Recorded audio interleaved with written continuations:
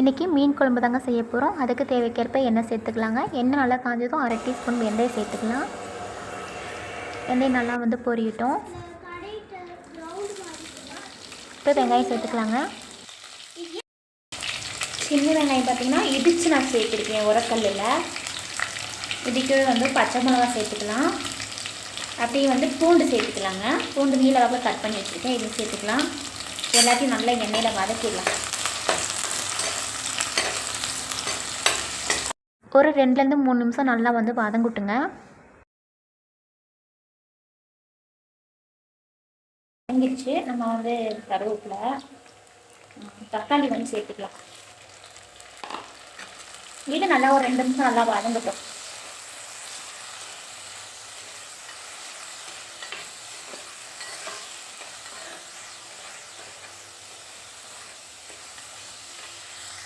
இப்போ தக்காளி வதங்கிடுச்சு. நம்ம புளி தண்ணி எடுத்து ஊற்றிடலாம். இன்னும் கொஞ்சம் தண்ணி கலந்து ஊற்றிக்கலாம். புளி பார்த்திங்கன்னா லெமன் சைஸ்க்கு எடுத்து நான் ஊற வச்சு அந்த தண்ணி ஃபில்ட்ரு பண்ணி தனியாக வச்சுட்டு அது கூட குழம்பு மிளகாத்தூள் சேர்த்துட்டு இப்போ ரெண்டையும் கலந்து தான் இப்போ நம்ம குழம்பு செட்டில் ஊற்றிருக்கிறோம். இப்போ தேவைக்கேற்ப உப்பு சேர்த்துக்கலாங்க.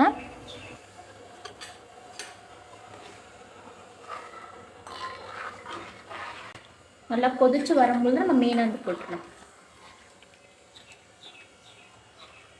3 நிமிஷத்துலேயே கொதிக்க ஆரம்பிச்சிருச்சு. இப்போ மீன் எடுத்து போட்டுடலாம்.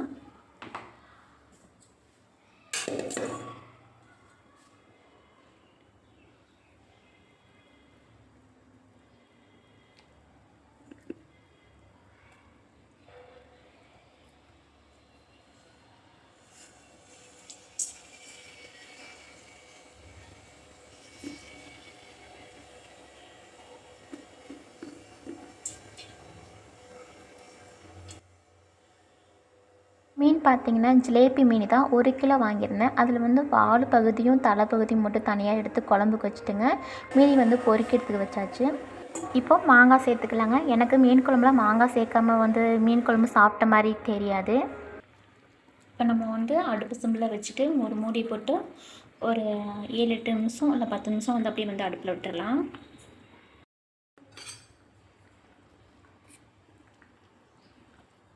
இப்பயே கிண்டி விட்டாதான், இல்லைன்னா மீன் வெந்துச்சுன்னா கிண்டி விட்டோம்னா உடஞ்சிரும்.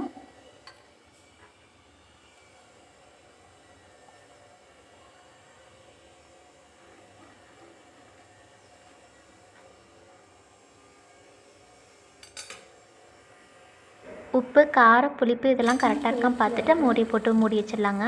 அதனால் நல்லா கொதிச்சு வந்துருச்சு. நம்மளுக்கு மீன் நல்லா வெந்துருச்சுங்க.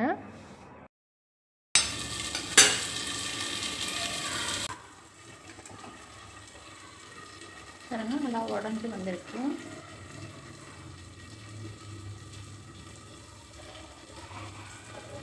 ஓகே ஃப்ரெண்ட்ஸ், அவ்வளோதான். இந்த வீடியோ பிடிச்சா லைக் பண்ணுங்கள். நம்ம சேனல் மறக்காமல் சப்ஸ்கிரைப் பண்ணி வச்சுக்கோங்க. தேங்க்யூ.